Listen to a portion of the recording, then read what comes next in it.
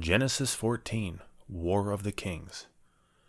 And it came about in the days of Amraphel, king of Shinar, Arioch, king of Elasar, Chedorlaomer, king of Elam, and Tidal, king of Goyim, that they made war with Bera, king of Sodom, and with Birsha, king of Gomorrah, Shinab, king of Admah, and Shemeber, king of Zeboim, and the king of Bela, that is Zor. All these came as allies to the valley of Siddim, that is the Salt Sea. 12 years they had served Chedorlaomer. By the 13th year they rebelled. In the 14th year, Chedorlaomer and the kings that were with him came and defeated the Rephaim and Ashtaroth Karnaim, and the Zuzim in Ham, and the Emim in Savin Kirithaim, and the Horites in their Mount Seir, as far as El Paran, which is by the wilderness.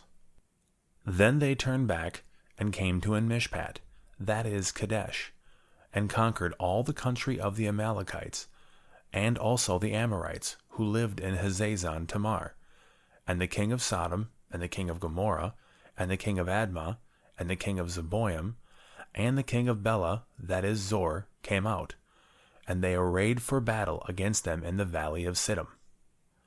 Against Chedorlaomer, king of Elam, and Tidal, king of Goyim, and Amraphel, king of Shinar, and Arioch, king of Elasar, 4 kings against 5. Now the valley of Siddim was full of tar pits, and the kings of Sodom and Gomorrah fled, and they fell into them. But those who survived fled to the hill country. Then they took all the goods of Sodom and Gomorrah, and all their food supply, and departed.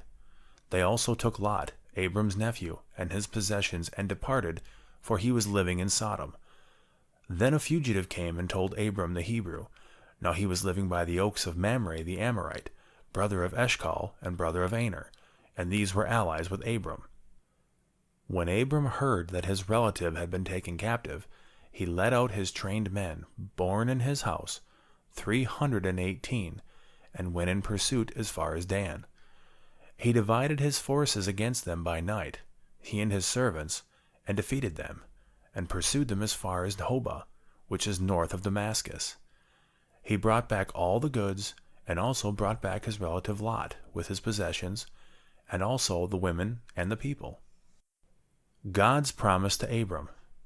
Then after his return from the defeat of Chedorlaomer and the kings who were with him, the king of Sodom went out to meet him at the valley of Sheva, that is the king's valley.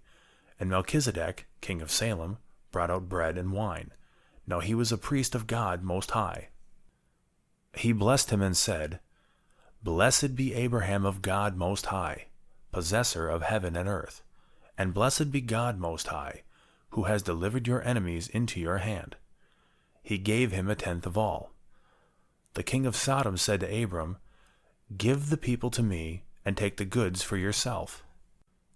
Abram said to the king of Sodom, I have sworn to the Lord God Most High, possessor of heaven and earth, that I will not take a thread, or a sandal thong, or anything that is yours, for fear you would say, I have made Abram rich. I will take nothing except what the young men have eaten, and the share of the men who went with me, Anar, Eshcol, and Mamre. Let them take their share. And this concludes chapter 14.